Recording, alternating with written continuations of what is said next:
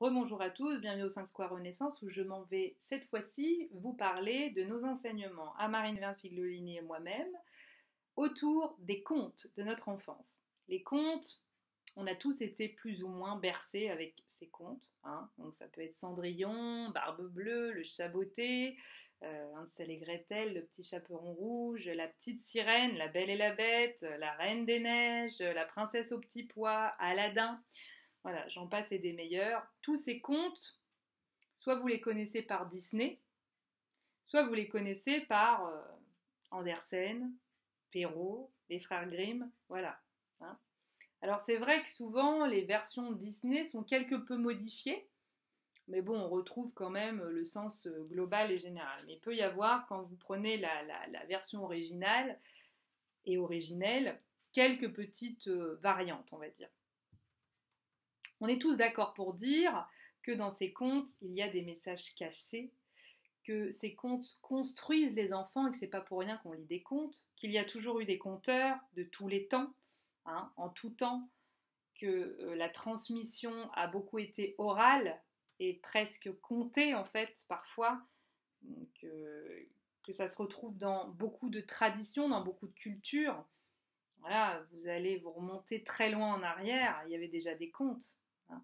Alors c'est pas forcément les contes de Perrault, on est d'accord, mais c'était des contes reliés, je sais pas moi, les aborigènes, je suis sûre qu'ils avaient leurs contes, hein. Et puis vous allez avoir d'autres contes en Amazonie, et puis dans les forêts celtes, à Brocéliande, on va vous raconter encore d'autres contes qui ont lien avec le mythe arthurien par exemple.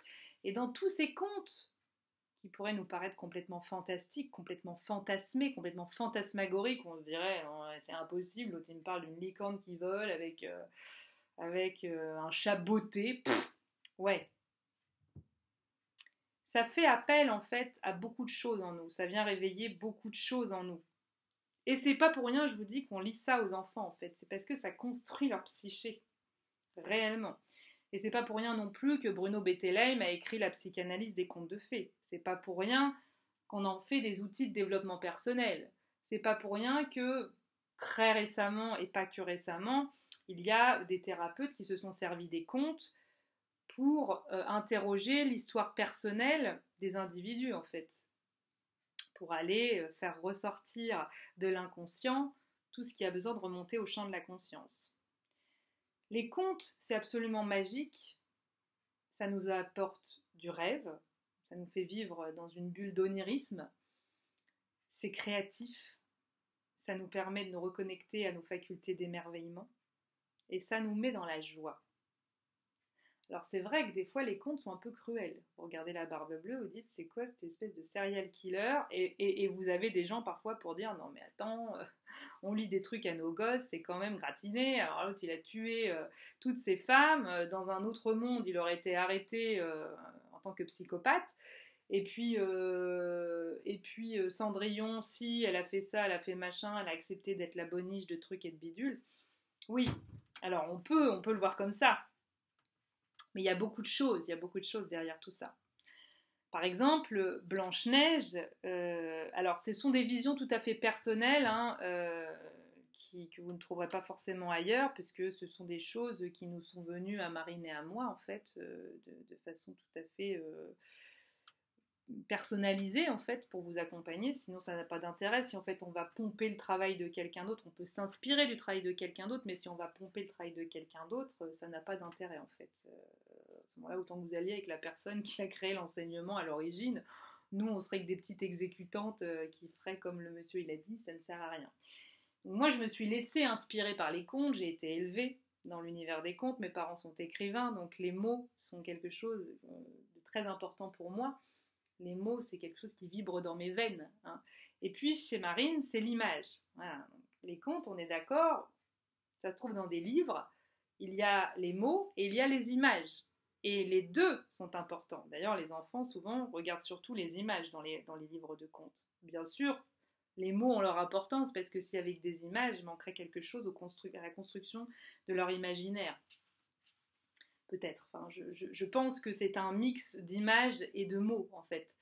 Voilà, Marine apporte toute cette partie image et moi j'apporte toute cette partie mots et à nous deux, bah, nous formons un livre de contes si vous voulez. Pour notre premier rendez-vous, nous nous proposons en fait de vous emmener dans les magies du conte de Blanche-Neige. Blanche-Neige, avec tous les détails un peu croustillants de cette histoire, ce miroir magique, les 7 nains, cette pomme empoisonnée, ce château qu'elle a fui.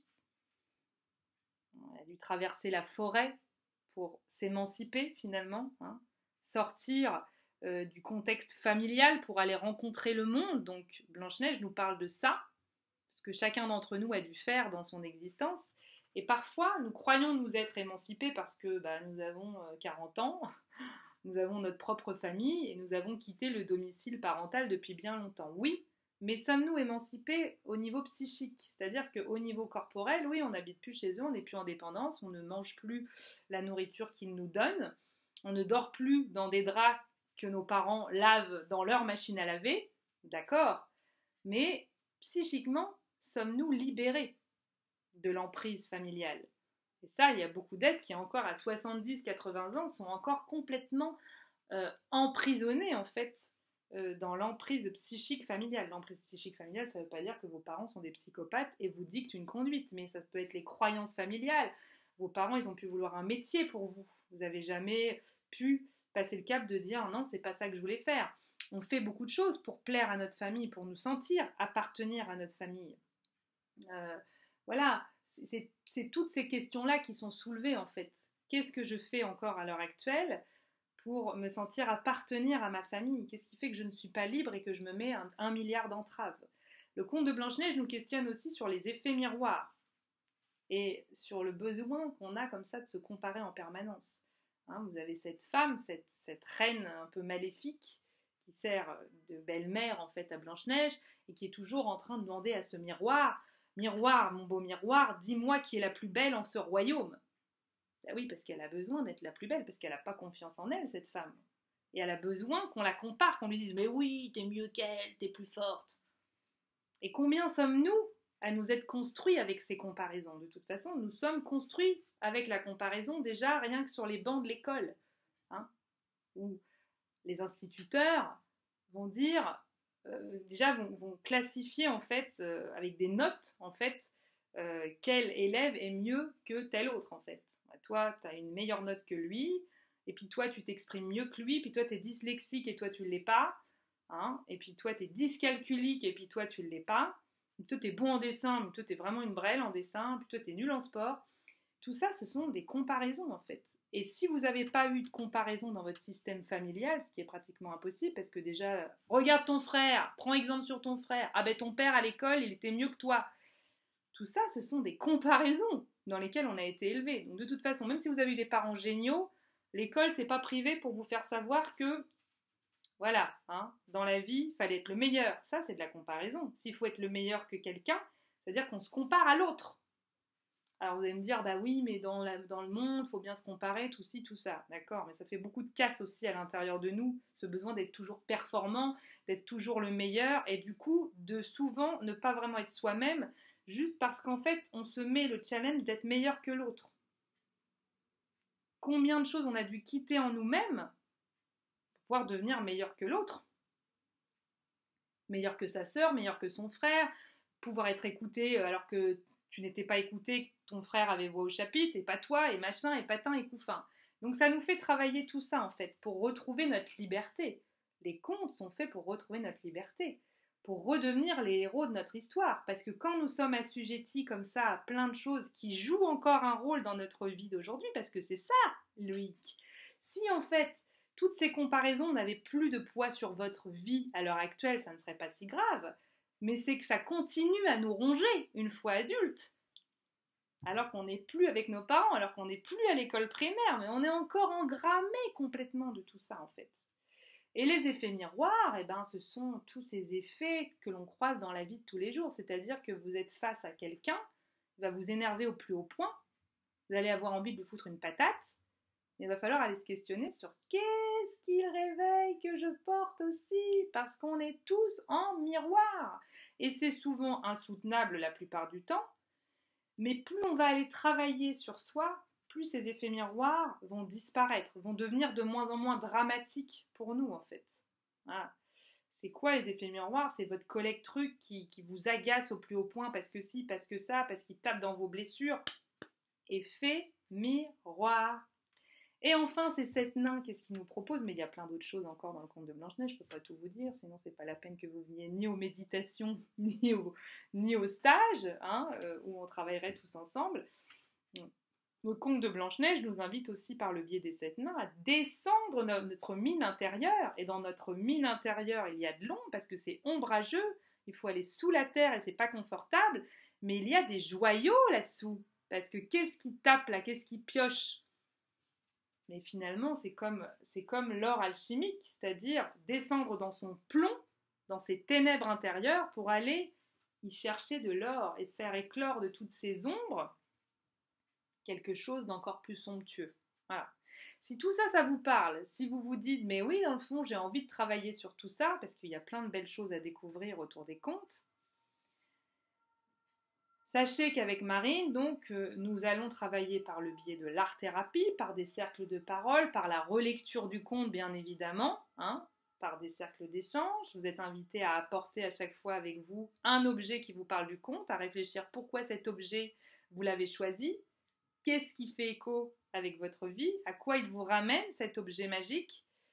Et voilà, si vous voulez réenchanter votre vie, remettre de la poésie dans votre quotidien, reprendre votre pouvoir personnel, vous défaire de tout ce qui n'est pas vous, si vous êtes prêt à ce que ça secoue un peu dans votre vie pour un temps, mais que derrière il y ait des choses magnifiques qui se posent, s'il y a des choses qui vous semblent bloquées dans votre chemin d'évolution, si vous vous sentez pieds et poings liés avec votre famille, avec les êtres autour de vous, avec un conjoint, avec vos enfants, avec des collègues de travail, avec des amis proches, avec des cousins, des cousines, des tontons, des tatas, vous êtes au bon endroit. Et en plus, ça se fait dans quelque chose de ludique, ça se fait dans la joie et la bonne humeur, ça se fait dans la créativité retrouvée. C'est à Paris. Pour ceux qui n'ont pas forcément les moyens de faire les week-ends, qui sont à 150 € pour le moment, nous vous proposons de venir nous rejoindre juste pour des méditations de soirée à 20 € il me semble la soirée, hein. Donc ça dure 3 heures, le temps de lire le conte et ensuite de s'immerger dans une méditation liée au conte, une méditation comptée en fait, hein, qui va aller vous faire travailler sur votre psyché. Si tout ça vous parle, rejoignez-nous à Paris. La première méditation guidée autour des contes a lieu jeudi 21 à 20 h à Paris. Se fera autour de Blanche-Neige et le week-end des 23 et 24 novembre, hein, qui suivront cette date du 21 novembre, nous vous proposons un stage, un week-end autour des magies de Blanche-Neige, Marine Van Figliolini et moi-même. Marine vous proposera le dimanche de travailler avec son jeu thérapeutique, qui est en fait un jeu que vous allez créer vous-même. C'est un jeu vraiment que vous allez créer vous-même à partir des personnages de Blanche-Neige, mais en lien avec votre propre vie. Donc ça va vous faire un vrai travail juste magnifique sur votre univers, sur tout ce que vous avez créé dans votre existence, sur tout ce qui entrave encore votre chemin. Et le vendredi soir, nous lirons le conte tous ensemble et nous ferons un cercle de parole pour savoir un peu sur quoi va porter un peu la magie du week-end. Et le samedi, nous ferons de l'écriture créative, nous ferons des expériences par 2, par 3 autour du conte, voilà, avec ce qui viendra, parce que je ne sais pas encore, ça dépendra de la dynamique du groupe, mais plein de belles choses vont se mettre en place, j'en suis certaine. Si les contes vous parlent, si la magie vous parle, si vous avez envie de réenchanter votre quotidien, rejoignez-nous à Paris, Marine et moi, nous ferons une joie de vous accompagner sur le chemin de votre magie retrouvée. À très vite.